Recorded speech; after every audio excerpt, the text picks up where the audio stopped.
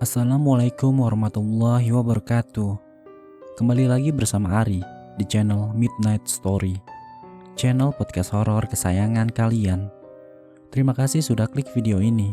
Semoga teman-teman semua selalu dalam keadaan sehat, bahagia, murah rezeki, dan selalu berada dalam lindungannya. Sebelum kita memasuki ceritanya, alangkah baiknya teman-teman semua untuk like video ini agar saya bisa lebih bersemangat lagi untuk membuat konten cerita-cerita horor di sini. Dan jangan lupa untuk subscribe channel ini agar teman-teman semua tidak ketinggalan cerita-cerita selanjutnya. Pada kali ini saya akan menceritakan tentang rumah kontrakan angker.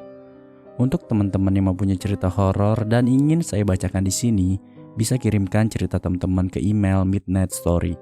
Linknya ada di deskripsi video di bawah ini. Tanpa berlama-lama lagi, ceritanya bermulai dari sini. Pada waktu itu, aku baru saja pindah dari kontrakan lamaku di Jakarta Timur ke kontrakan baru di daerah Bekasi. Alasanku pindah karena rumah kontrakan lamaku kemasukan maling. 4 HP dan dompetku raib di gondolnya. Aku diberitahu oleh teman kerjaku kalau di daerah Bekasi ada kontrakan kosong 1 rumah dengan harga yang sangat murah, hanya di bawah 500.000. Tanpa pikir panjang, aku pun langsung menuju rumah pemilik kontrakan baru itu untuk menemui pemilik kontrakannya. Setelah kami bertemu dan sepakat dengan harganya, kemudian aku bersama pemilik kontrakan itu langsung ke kontrakannya untuk melihat. Aku cukup kaget begitu sampai di kontrakan itu. Rumah kontrakan itu terlihat sangat kumuh, kotor, dan sangat tak terawat. Bahkan aku tidak melihat ada satupun lampu untuk penerangan di rumah kontrakan itu.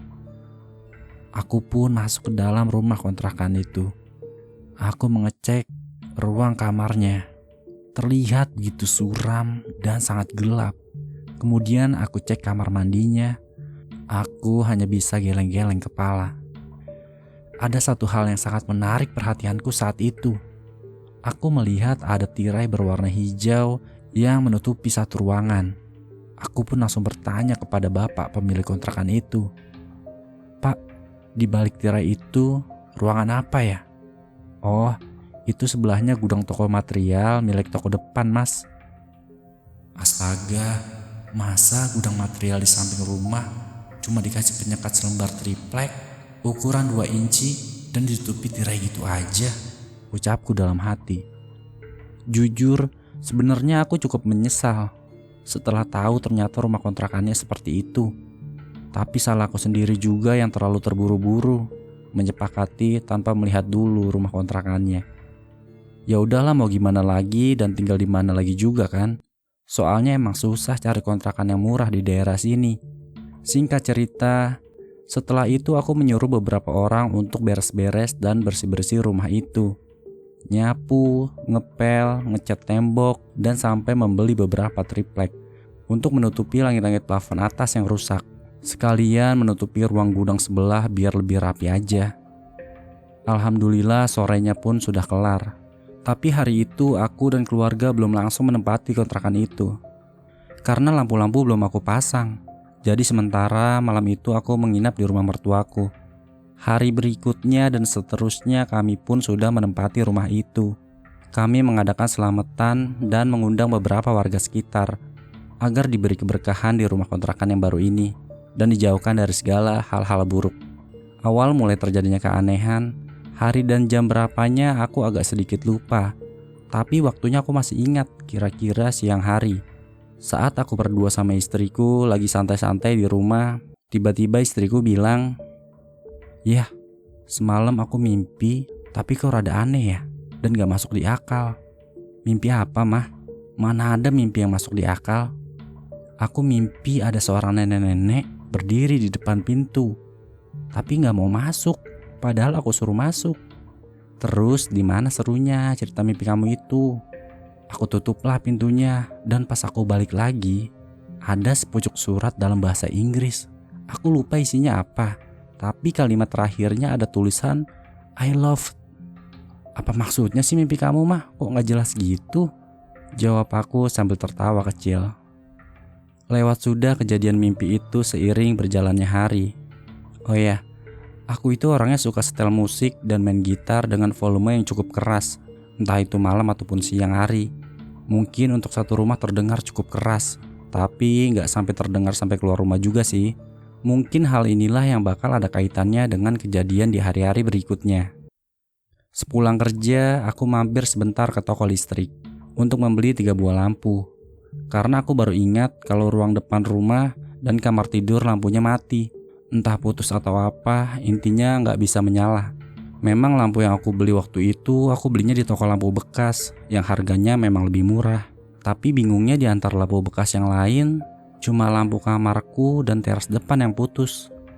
Sesampainya di rumah, pas di depan pintu rumah, ada sebuah kertas yang ditempelkan oleh istriku yang bertuliskan, "Aku kerja shift siang, makanan sudah aku siapin ya di meja makan. Nino, aku titip di rumah mertua." Ini adalah hal yang biasa yang terjadi pada kami. Maklum, kami berdua pekerja yang memang terkena jadwal dinas shift.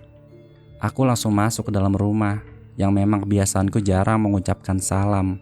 Lalu aku langsung mengambil sebuah alat yang berfungsi sebagai pemasang lampu dan gagangnya bisa diperpanjang untuk menjangkau tempat tinggi. Setelah lampu terpasang, aku langsung cek ke dalam dan memencet saklar. Begitu juga dengan yang di dalam kamarku, dua-duanya menyala.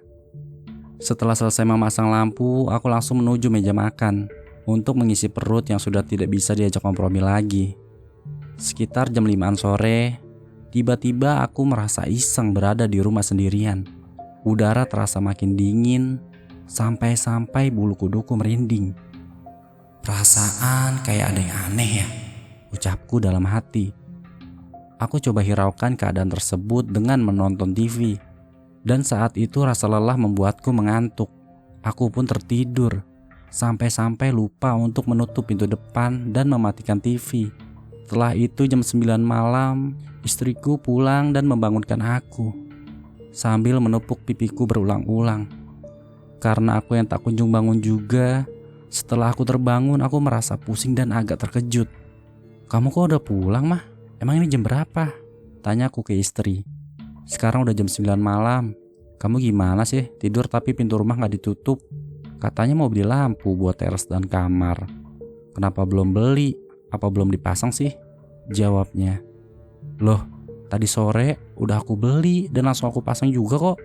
Jawabku agak bingung. "Apanya yang dipasang? Itu di depan sama kamar aja masih gelap.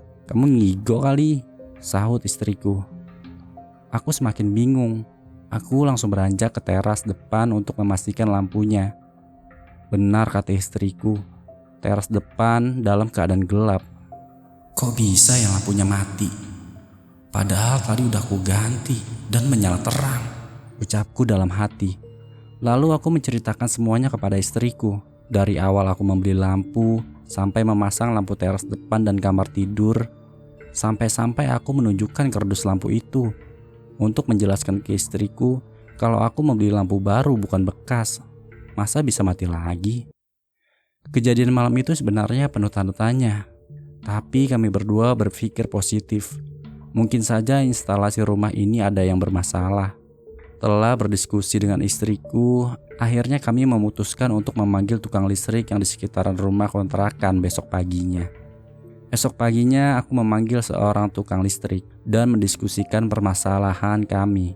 Sementara istriku pergi ke rumah orang tuanya untuk menjemput anakku. Dari pemantauan sang tukang, dia menjelaskan bahwa tidak ada masalah dengan kabel-kabel listriknya, semua pun berjalan dengan normal. Sambil memberi uang tips dan berterima kasih atas bantuannya, aku seakan tak percaya akan penjelasan tukang listrik itu. "Kalau listriknya normal, kenapa bisa lampunya mati terus ya?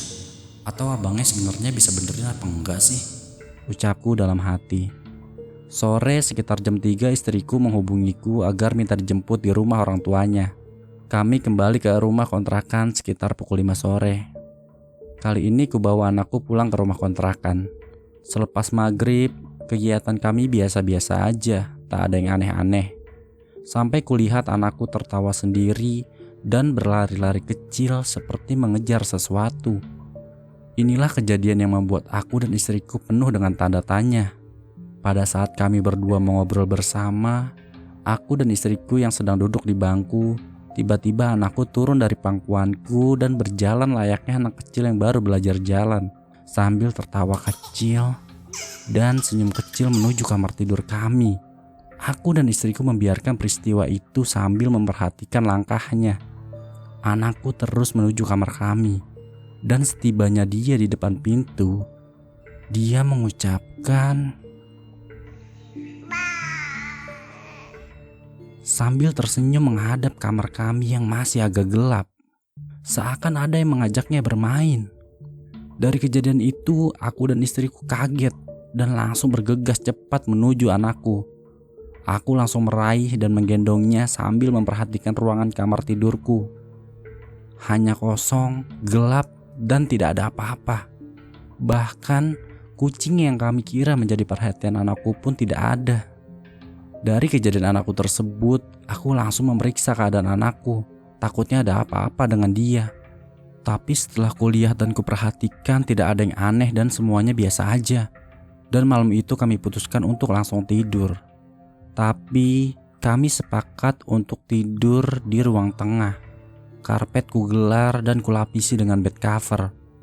Jantungku masih berdebar dan perasaanku masih gak enak rasanya, semeraut. Karena kejadian barusan seperti menandakan sesuatu. Aku dan istriku mulai berbaring dengan diselimuti selimut warna abu-abu. Aku kembali berdiskusi kecil dengan istriku.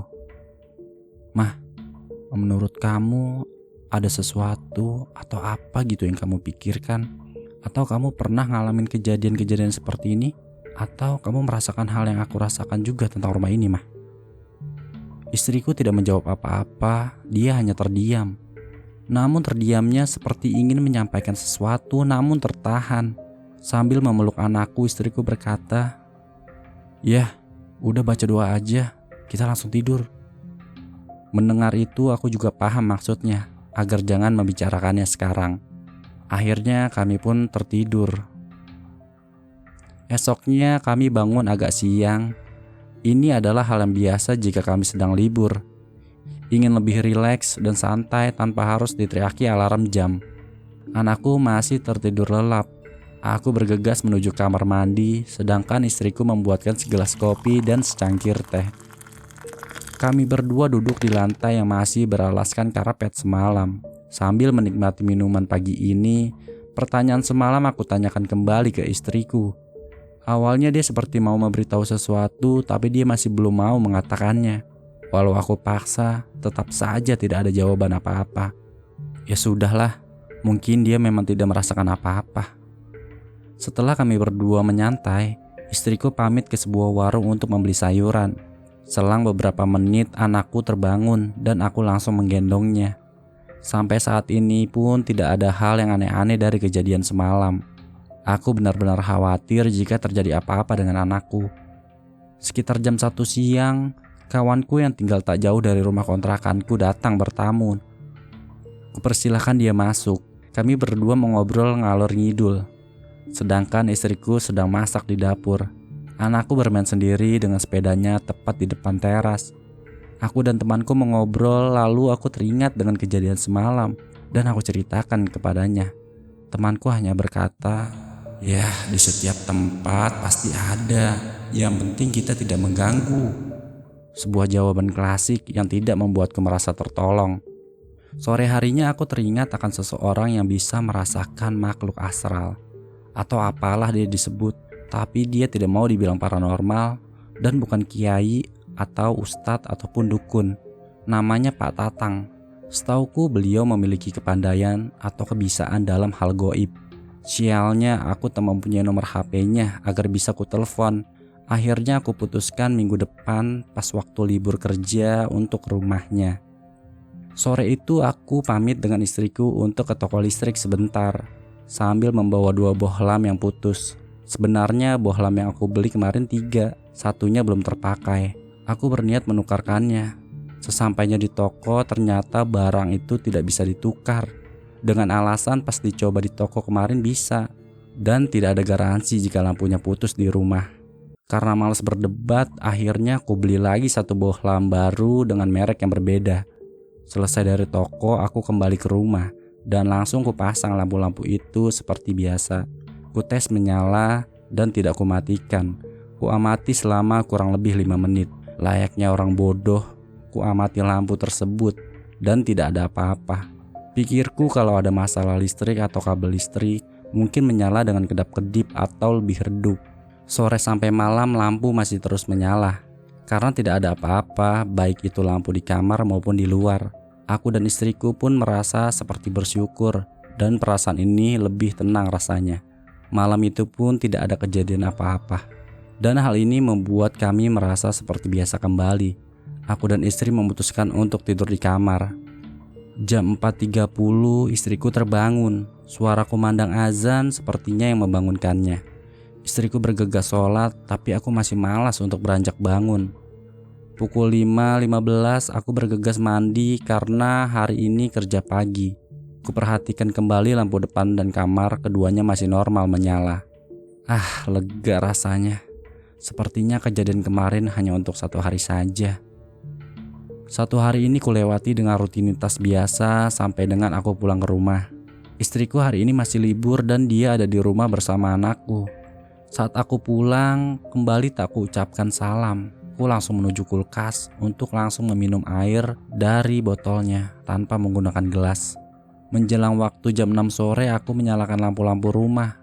Lagi-lagi yang menjadi perhatian utamaku adalah lampu kamar tidur dan ruangan depan. Awalnya lampu menyala biasa hingga pada sekitar jam 7 lewat. Lampu padam sepertinya secara bersamaan. Istriku yang berada di kamar yang sedang bermain bersama anakku kaget dan langsung bergegas menuju ke arahku yang sedang asik bermain PS. "Yah, lampunya mati lagi tuh." Masa sih? Tadi sore nyala kok," jawabku sambil menatap serius ke arah layar TV. "Coba ya lihat depan rumah juga mati tuh." "Ya udah sebentar aku lihat ya." Ternyata benar apa yang diucapkan istriku. Lampu depan dan lampu kamar benar-benar mati. Anehnya aku seperti kesal dan marah dengan kejadian itu. Tapi aku tak tahu harus kulampiaskan kemana amarah ini. Dalam hati aku hanya berkata, "Sial." Dengan perasaan seperti tersulut api, aku katakan kepada istriku, "Mah, beresin buat keperluan besok. Bawa barang-barang seperlunya aja untuk kebutuhan 2 hari. Malam ini kita ke rumah ibumu, kita menginap di sana." Mungkin karena rasa amarahku, aku seperti merasa diledek sesuatu. Seperti ada yang puas dan senang. Seperti sedang ada yang memperhatikanku. Tapi aku tidak tahu siapa dia. Hanya perasaan itu yang kurasakan. Malam itu juga kami bergegas ke rumah ibu mertua. Sesampainya di sana aku menceritakan semua kejadian hingga aku beralasan datang ke situ. Ibu mertuaku seperti memahami sesuatu, tapi beliau hanya menjawab, "Ya sudah, kalian di sini aja dulu sampai benar-benar enak." Dan ibu mertuaku juga mengatakan kepadaku, "Di rumah itu kamu sering bacakan ayat-ayat suci, kamu sholat, kamu berdoa agar diberi perlindungan sama Allah." Hal-hal tersebut yang dibicarakan mertuaku adalah hal yang jarang aku lakukan. Aku hanya terdiam malu seakan mengatakan, "Iya, aku memang jarang melakukannya." Esok paginya aku ke kantor untuk meminta izin cuti. Memang tidak masuk akal. Cuti yang kuajukan itu sangat mendadak dan hampir tidak diizinkan. Tapi akhirnya bos mengizinkan aku cuti. Hari itu juga aku mengatakan ke istriku untuk pulang ke rumah orang tuaku di Depok. Aku kesal dengan hal-hal yang belakangan ini terjadi. Nanti aku akan bicarakan kepada seseorang yang aku kenal, yang mempunyai kepandaian, dan akan kuceritakan masalahku sekalian meminta bantuan dia. 1,5 jam waktu yang kutempuh hingga sampai ke Depok. Aku langsung menuju rumah, menyapa kedua orang tuaku, dan sedikit basa-basi. Aku tak menceritakan kepada mereka maksud tujuanku pulang ke Depok. Aku pun langsung menuju rumah Pak Tatang. Setelah selesai aku mengobrol dengan orang tuaku. Sesampainya di rumah Pak Tatang, aku ceritakan semua masalahku kepada Pak Tatang. Beliau seakan mengerti dari ceritaku. Sambil santai dan meminum kopi, pandangan Pak Tatang seakan lurus kosong ke depan. Seperti orang yang menerawang. Tak butuh waktu lama, Beliau menjelaskan keadaan rumahku, tapi beliau berpesan agar aku tidak menceritakannya dulu kepada istriku. Aku pun mengiyakan dari pesan Pak Tatang itu. Pak Tatang mulai bercerita tentang keadaan rumah kontrakanku. "Mas, rumah kamu itu memang ada yang nunggu, dan mereka termasuk usil. Saya akan beritahu di mana tempat-tempat mereka, karena masing-masing dari mereka yang menempati tempat itu merasa sudah menjadi tempat tinggalnya yang tidak boleh diganggu oleh siapapun. Nah, tapi kamu jangan takut dulu. Kamu harus lindungi anak istri kamu.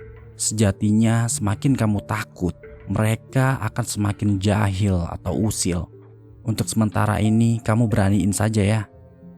Serasa mengiyakan jawaban Pak Tatang, padahal aku juga takut. Sambil menghisap rokok kreteknya, Pak Tatang melanjutkan cerita hasil terawangannya. Yang pertama ada di gerbang masuk. Di situ ada pohon jambu di depan teras. Nah, di situ ada, Mas. Yang kedua di sebelah kiri rumah. Di situ ada bangunan rumah tapi sudah hancur. Di situ ada beberapa banyak, tapi tidak terlalu. Terus di kamar kamu, di situ ada. Sepertinya itu yang paling lama tinggal. Dan di dekat kamar mandi yang di sampingnya ada gudang, seperti bahan bangunan, ada juga di situ. Tapi di situ sepertinya dipelihara oleh seseorang. Hening dan terdiam seakan tak percaya. Aku tinggal di rumah yang dikelilingi makhluk halus. Sebenarnya pikiran ini tambah kacau. Ingin tak percaya, tapi aku pun juga merasakan hal aneh. Dan masih dalam keadaan hening sambil mendengarkan Pak Tatang, aku seakan seperti dibawa Pak Tatang ikut ke dalam penerawangannya. Ketika dia berbicara tentang ada sosok makhluk halus yang sengaja dipelihara, aku hanya diam dan seakan tak mau tahu itu milik siapa. Aku membisu dan seperti orang yang kaget lalu lemas. Pak Tatang menepuk pundakku seraya berkata, "Lebihlah dekatkan diri kepada yang di atas dan mintalah perlindungan darinya." Bersamaan dengan itu terdengar sayup-sayup suara azan asar. Pak Tatang lalu bergegas berdiri dan mengajakku sholat berjamaah di musola terdekat. Adem dan lebih lega dari perasaan yang sebelumnya. Jarang-jarang aku masuk musola untuk sholat berjamaah. Walaupun hanya satu shaf dan itu pun tidak panjang. Tapi kehusuan para jemaah membuatku merasa lebih rileks. Selesai itu aku dan Pak Tatang pulang bersama menuju arah yang sama. Di jalan beliau tidak banyak berkata apa-apa. Jika terlihat bicara itu pun hanya sapaan kepada orang-orang yang berpapasan di jalan. Di pertigaan jalan kami harus berpisah. Sebenarnya ada satu hal yang ingin kupinta darinya. Tapi sebelum aku bicara, Pak Tatang mengatakan, "Tidak ada kekuatan yang melebihi kekuatan Tuhan yang Maha Pencipta. Banyak-banyaklah bermunajat kepadanya. Mintalah pertolongan hanya kepadanya. Perbanyaklah zikir, karena itu apa yang kamu butuhkan saat ini. Kamu jangan berharap saya akan memberikan sesuatu yang nantinya bisa membuat kemusyrikan. Walau aku mengerti maksudnya, tapi apakah aku akan bisa?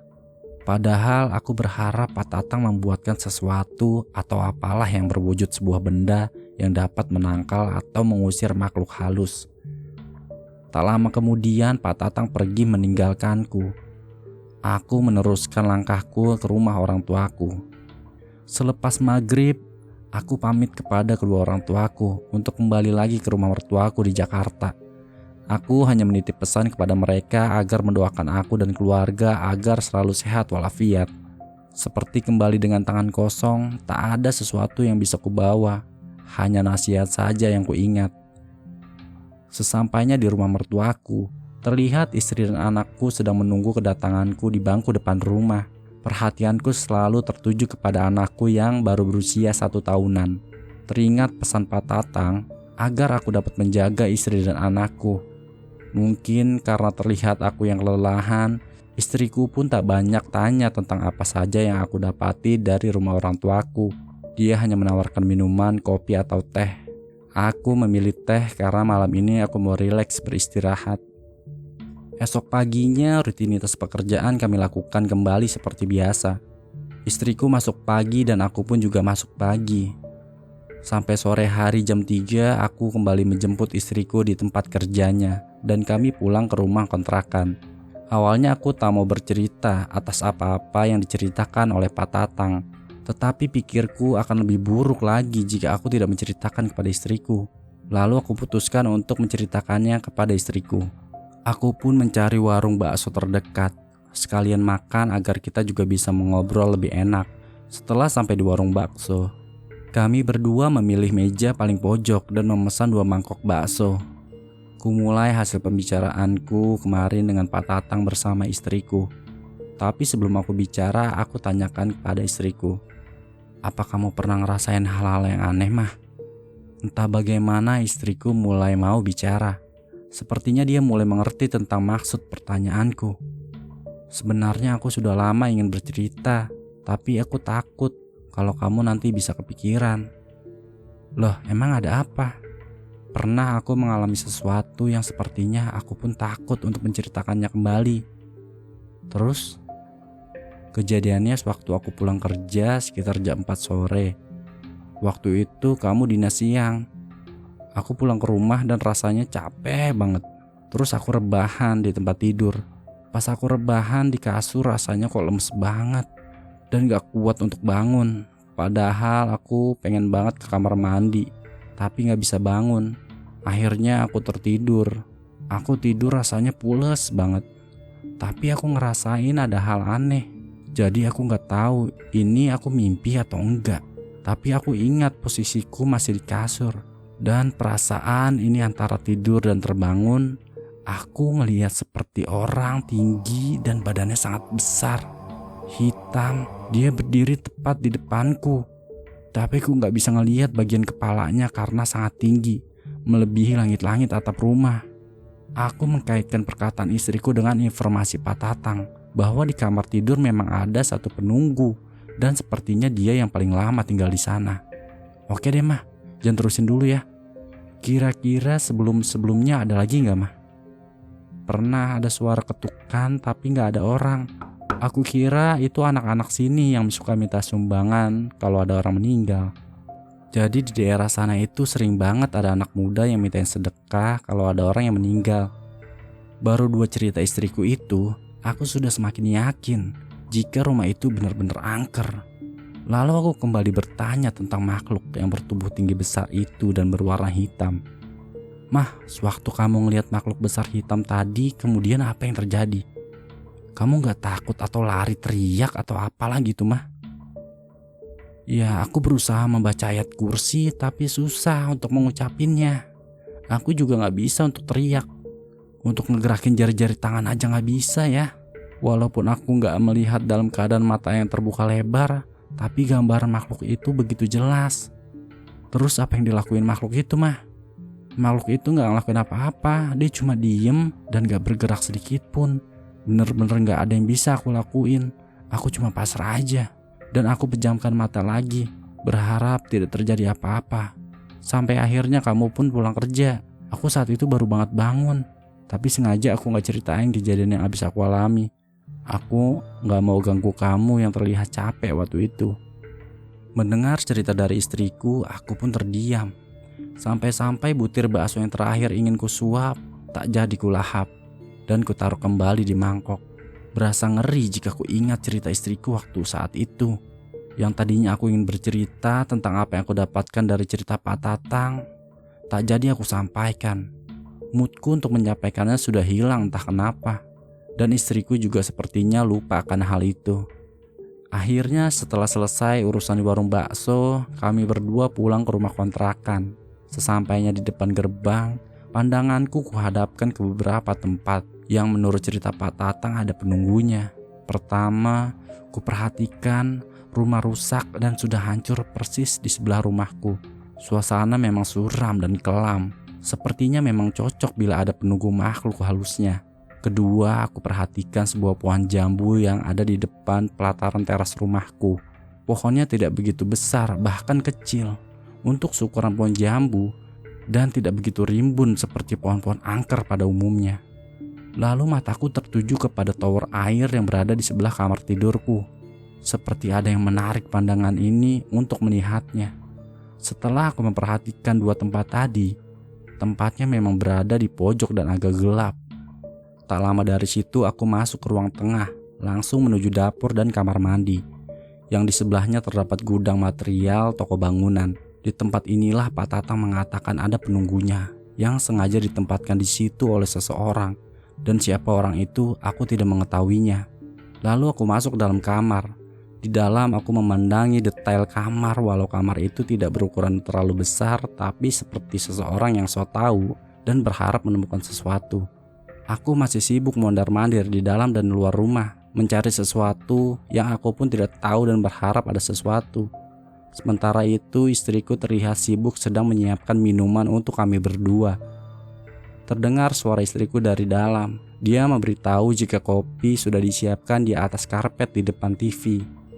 Dari luar aku menjawab, "Iya, taruh aja di situ mah." Selang beberapa detik aku masuk ke dalam. Ku tengok kepalaku ke arah karpet di bawah. Aku celingak-celinguk ke kanan dan ke kiri. Bahkan sampai aku dekati dan duduk di karpet itu, aku tidak melihat ada segelas kopi. "Mah, kamu taruh di mana kopinya? Kok nggak ada di sini?" "Di situ ya, di bawah. Emang kamu nggak lihat apa?" jawab istriku yang sedang ganti baju di kamar. "Di mana mah? Aku serius ini. Aku nggak ngeliat kopinya." Sebenarnya saat itu juga aku sudah mulai merasa curiga. Aku nggak percaya kalau istriku sedang bercanda atau lupa meletakkannya di mana.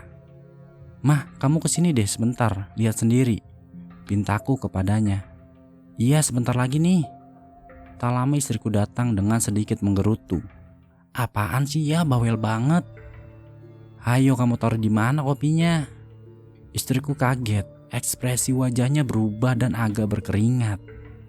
"Ayah, aku tadi taruh kopinya tepat di sini," sambil menunjuk gambar burung yang tergambar di karpet. "Aku inget banget aku taruh di sini kok, tepat di atas gambar burung ini ya," jawab istriku dengan penuh tanda tanya. Kami berdua saling pandang seolah saling bertanya, kemana perginya secangkir kopi itu? Tak mau berlarut dan ambil pusing, kami mencoba memalingkan atau mengacuhkan kejadian itu. Lalu aku berkata kepada istriku, "Ya udah mah, lain kali atau mungkin kali ini kalau kamu mau buat minuman atau makanan, ya kamu tawar-tawarin lah yang ada di sini." Setelah itu aku minta dibuatkan kopi kembali kepada istriku. Sambil aku berkata, "Ya udah nggak apa-apa deh kalau emang kamu suka minum aja." Seperti orang aneh yang ngomong sendiri, dan istriku hanya bisa memaklumi. Hilangnya kopi itu seperti sulit dipercaya dan diterima secara logika. Topik ini masih kami bahas berdua sebelum kami tertidur. Aku menanyakan istriku. Keadaan ini membuat kami seperti orang aneh yang berujung kepada sebuah lelucon. Apalagi ketika aku berbicara sendiri mengenai kopi, yang kalimatnya diulang kembali oleh istriku. Kami berdua tersenyum dan tertawa kecil. Dan seolah-olah tawa itu mencairkan suasana mencekam barusan. Dan di sela-sela itu aku berkata, "Udah mah, nanti disalahartikan lagi. Kita tidur aja, besok kan kita masuk pagi." Tanpa sadar kami berdua akhirnya tertidur. Dan benar-benar malam itu kami tertidur pulas tanpa merasakan apa-apa. Esok paginya seperti biasa jam alarm meneriaki kami pukul 4.30 pagi. Kali ini aku bangun lebih dulu. Dengan langkah layaknya orang bangun tidur di pagi hari dan pandangan mata yang masih agak buram, aku mencari handuk. Ku tengok wajahku ke arah ruang tengah dan kulihat handuk yang aku cari menggantung di sepeda motorku. Dengan langkah pelan aku menuju ke sana. Tiba-tiba suara seperti benda pecah belah. Aku kaget dan tersadar baru aja aku menendang sesuatu. Begitu aku turunkan pandanganku ke bawah, kulihat sebuah gelas terlempar ke depan, lengkap dengan sebuah piring tatakannya. Sontak saja istriku terbangun dan langsung menuju ke arahku. "Yah, ada apaan sih?"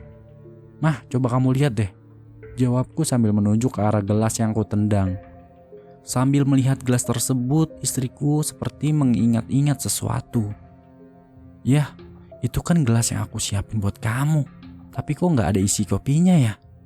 Aku tadi berniat ngambil handuk di situ mah. Terus aku nggak sengaja nendang gelas ini. Lagi pula aku juga nggak ngeliat. Tiba-tiba langsung ketendang." Lalu kemudian istriku mendekati gelas tersebut dan mengamatinya. Sisa-sisa kopi masih berbekas di dinding gelas itu. Bentuk, ukuran, dan gambar yang ada di gelas sama seperti yang kemarin disiapkan istriku. Bahkan istriku juga hafal ada sedikit retakan di bawah gelas dan tidak mungkin baru terbentuk ketika aku menendangnya. Karena di retakan tersebut terdapat noda-noda yang terbentuk sebelum-sebelumnya. Akhirnya istriku merapikan gelas itu. Walaupun ketika aku tendang terdengar keras dan seperti piring pecah, namun gelas itu tidak pecah. Hanya goresan dan sedikit retakan yang baru terbentuk. Sampai dengan kami selesai dan siap untuk berangkat kerja, tidak ada kejadian atau apapun yang kami anggap aneh.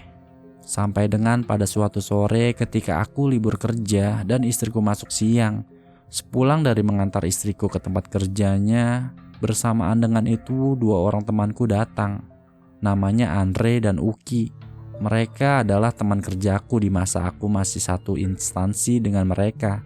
Mereka juga teman istriku, karena mereka juga bekerja di tempat istriku bekerja.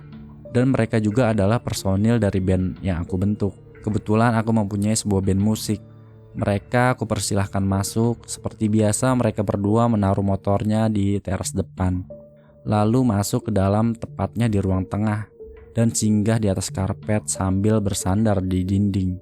Kubuatkan mereka minuman dingin, dan dari situ awal kami mengobrol banyak, membicarakan musik, lagu, dan lain-lain. Pembicaraan kami seakan tak terputus, sambil mengulik beberapa lagu dan menikmati makanan ala seadanya, serta hentakan lagu-lagu hasil karya kami yang kami putar ulang di komputer. Membuat suasana ruang tengah itu seperti menjadi sumringah. Temanku si Andre kemudian beranjak dari duduknya dan meminta izin kepadaku untuk ke kamar mandi untuk buang air kecil. Kukatakan kepadanya, kayak tamu aja lu Andre, pakai bilang segala, udah sono ke belakang. Dia hanya tertawa mendengar ucapanku. Tak lama kemudian Andre kembali duduk bersama kami. Sambil mengelap mukanya dengan handuk kecilnya, dia mengatakan sesuatu. Bang, suara musiknya kecilin lah. Gak enak bini lu lagi tidur tuh. Hah? Lu ngomong yang bener Andre. Bini gue sekarang lagi masuk siang. Lu lihat apaan? Ngelindur lo ya? Jawabku dengan perasaan campur aduk, terheran-heran dengan volume suara yang agak kecil. Yang bener lo bang. Barusan gue keluar kamar mandi, ngeliat istri lu lagi tiduran, madep jendela. Jawab temanku dengan volume yang kecil juga sambil menunjuk arah ke sana, arah jendela kamarku. Lu serius Andre? Swear bang, masa gua bohong sih? Sementara aku masih dalam keadaan bingung. Temanku yang satunya si Uki bertanya-tanya, ada apaan sih lo berdua? Cuy, lu berdua ikut gue deh. Ucapku sambil ku tepuk bahu mereka. Tak banyak tanya mereka pun mengikuti perintahku. Kami bertiga berjalan menuju kamar, sampai akhirnya sosok wanita yang dikira adalah istriku oleh si Andre ternyata tidak ada. Hanya daster berwarna biru dongker bermotif bunga-bunga yang tergeletak di atas spray tempat tidur. Aku coba mendekati dan memperjelas penglihatanku. Sementara Andre dan Uki hanya berdiri sambil berbisik-bisik. Oh Andre, lu yakin tadi lihat istri gue? Swear bang, gue lihat kok. Nah itu bajunya yang tadi di kasur, sama persis sama yang gue lihat barusan. Masa kalau emang cuma baju gue lihat ada rambut sama telapak kakinya sih? Pasca kejadian temanku, aku 90% percaya akan perkataannya. Mungkin memang benar jika dia melihat sosok wanita berbaring di sini. Ditambah pula baju yang dikenakan sosok wanita itu sama persis dengan baju yang tergeletak di kasur. Kemudian aku mengajak kembali Andre dan Uki ke ruang tengah. Kami bertiga berdiskusi bersama dengan kejadian yang baru saja kami alami. Andre terus meyakinkanku dengan apa yang dilihatnya. Mungkin lo salah lihat kali. Astaga, kalau lu jadi gua, lu bakal rasain apa yang gua rasain sekarang. Gua merinding nih asli. Gak mungkin gua salah lihat. Masa kalau emang baju ada rambutnya? Jelas lagi. Kemudian temanku si Uki menyela sedikit pembicaraan kami. Cuy, gue jadi pengen ngomong nih. Ya elah, ngomong aja kali. Kayak mau nembak janda aja lu ngomong aja pakai bilang-bilang. Candaku tersenyum meledek. Ini mungkin cuma perasaan gue atau apalah ya. Tadi pas gue sampai di sini duluan, terus gue lihat ada nenek-nenek lagi nyapuin rumah sebelah rumah lu. Kayaknya dia mau bakar sampah-sampah situ. Nah pas gue berhenti di depan gerbang lo, dia ngeliatin gue dengan ekspresi kayak orang marah gitu. Tapi dia gak ngomong apa-apa. Nah saat itu juga gue turun dari motor. Motor tetap gue taruh di depan gerbang. Gue ke warung beli rokok sebentar. Pas gue balik dari warung, gue udah gak ngeliat tuh nenek-nenek. Dan kayaknya gak ada bekas orang habis nyapu juga. Padahal tadi gue denger jelas loh suara sapunya. Begitu juga sama sampahnya kayaknya dirapihin dan dikumpulin jadi satu tempat. Cerita temanku sebenarnya sudah membuatku merinding ketakutan. Lanjut bro, terus gimana? Ya gak gimana-gimana. Gak lama Andre datang. Dan gak lama kemudian lu juga datang. Pembicaraan kami saat itu sebenarnya sangat panjang dan lebar. Penuh dengan tanda tanya. Hingga akhirnya kedua temanku pun pamit pulang. Latihan di sebuah studio musik yang rencananya ingin dilaksanakan setelah maghrib kami batalkan. Sepertinya mood kami sudah hilang. 5 menit setelah temanku pergi, aku pun pergi meninggalkan rumah kontrakan itu. Entahlah, mungkin karena perasaan takut dan memang aku sangat takut waktu itu di rumah sendirian. Kutancapkan sepeda motorku menuju tempat kerja istriku di sebuah rumah sakit. Profesi istriku sendiri adalah seorang perawat. Sesampainya di sana, aku langsung menuju ruang perawatan di mana tempat istriku berdinas. Kuberitahu alasanku kemari. Istriku mendengarkan sambil beberapa kali menghela napas. Ku tahu dia mulai ketakutan. Saat itu aku tidak bermaksud ingin membuat dia takut atau apa. Aku ingin agar segera pindah dari tempat itu. Suasana sudah sangat tidak nyaman dan benar-benar menakutkan apabila kejadian tadi sore itu terulang lagi. Setelah mendengarkan ceritaku, istriku terlihat agak pucat seperti orang sakit. Ku pegang tangannya, suhunya agak dingin.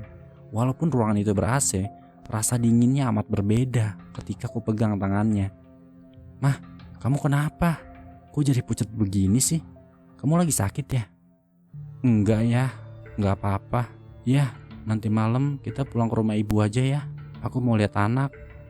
Memahami atas maksud ucapannya, sepertinya istriku tidak mau pulang ke rumah kontrakan. Mungkin dia agak sedikit trauma dengan ceritaku, atau mungkin ada kejadian yang pernah dialaminya dan mirip dengan ceritaku barusan.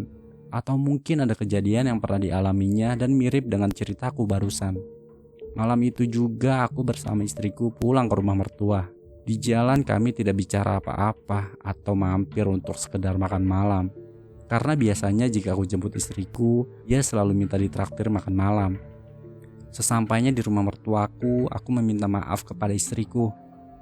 Mah, aku minta maaf ya kalau ceritaku tadi jadi bikin kamu takut. Iya Pak, gak apa-apa. Hari ini aku memang capek banget. Kejadian sore tadi seperti suara meriam yang masih terngiang-ngiang di kupingku malam itu. Walau tak mengalami sendiri, namun misteri nenek-nenek dengan raut muka yang marah, serta baju daster yang tergeletak di kasur, serta penampakan sosok wanita mengenakan daster mirip dengan istriku itu benar-benar sulit kulupakan. Sampai aku tidak bisa tidur nyenyak malam itu. Beberapa hari berlalu semenjak kejadian penampakan sosok wanita di kamar tidur. Perlahan aku dan istriku sudah mulai mengabaikannya. Kamis sore, hari di mana ada sesuatu kejadian mistis yang kembali terulang. Hari yang tak mungkin bisa kulupakan. Aku masih sangat hafal detail kejadian yang kualami sore itu. Kamis sore itu aku di rumah baru saja pulang kerja. Hari itu istriku tidak ada di rumah karena dia masuk kerja siang. Seperti biasa setiap pulang kerja ritual minum kopi adalah wajib hukumnya. Ku buat secangkir kopi dan kusiapkan di ruang tengah. Sambil selonjoran minum kopi dan menonton acara TV, aku dikagetkan dengan suara anak kecil dari depan rumah. Assalamualaikum. Assalamualaikum. Lalu aku beranjak dan menuju ke depan. Waalaikumsalam. Ada apa ya, Dek? Pak, sumbangan buat orang meninggal, Pak. Orang meninggal? Siapa yang meninggal? Dan di mana kok saya nggak lihat ada rame-rame di wilayah sini? Dan nggak ada bendera kuning juga? Iya pak, orang warga RT sebelah pak yang meninggal, balas anak kecil itu. Tak mau ambil pusing, aku keluarkan uang 5.000 rupiah dan kuberikan, lalu kemudian mereka pergi. Masih di luar di pelataran teras, kuperhatikan cuaca sudah mendung. Sepertinya bakal turun hujan. Gerimis kecil mulai terasa. Aku menghiraukan saja keadaan itu, lalu aku kembali masuk ke dalam. Tak lama hujan lebat turun. Suara kilat menyambar disertai dengan matinya listrik dari PLN. Kulihat jam menunjukkan pukul 5 sore. Dalam keadaan setengah gelap, kubuka pintu depan agar cahaya dapat masuk. Setelah kubuka pintu depan, ternyata sama saja. Di luar rumah agak gelap, nampaknya awan-awan hujan bergerombol menutupi matahari, atau memang hari itu sudah sangat sore. Kemudian ku ambil kunci motor di saku celana pendekku. Ku nyalakan motor dan kuhidupkan lampunya dengan maksud agar cahaya lampu motor dapat menerangi kegelapan ini. Kutuntun sepeda motorku sampai dengan depan pintu dan kusorotkan lampunya menghadap ke arah ruang tengah menembus dapur dan sedikit ruang kamar tidur. Tapi apa yang terjadi? Ketika hendak kuhadapkan arah lampu sepeda motorku, sesosok atau seperti kain berwarna putih berkelebat dari arah kamar menuju kamar mandi. Spontan aku kaget dan terjatuh. Aku setengah mati ketakutan. Sosok itu terlalu jelas untuk disebut sebagai bayangan. Aku terjatuh ke lantai di depan pintu dengan posisi miring dan agak tertindih sepeda motor. Motorku pun seketika mati. Aku berusaha bangkit dan akhirnya berhasil. Masih dalam keadaan yang amat takut, aku mencoba menstarter kembali sepeda motorku. Sial, motorku tidak mau hidup. Dalam keadaan terburu-buru dan ketakutan, aku terus berusaha menghidupkan sepeda motorku dengan menyalanya. Sewaktu aku terus berusaha menyala motornya, tampak sesosok makhluk dengan warna merah memperhatikan aku dari jendela kamar tidurku.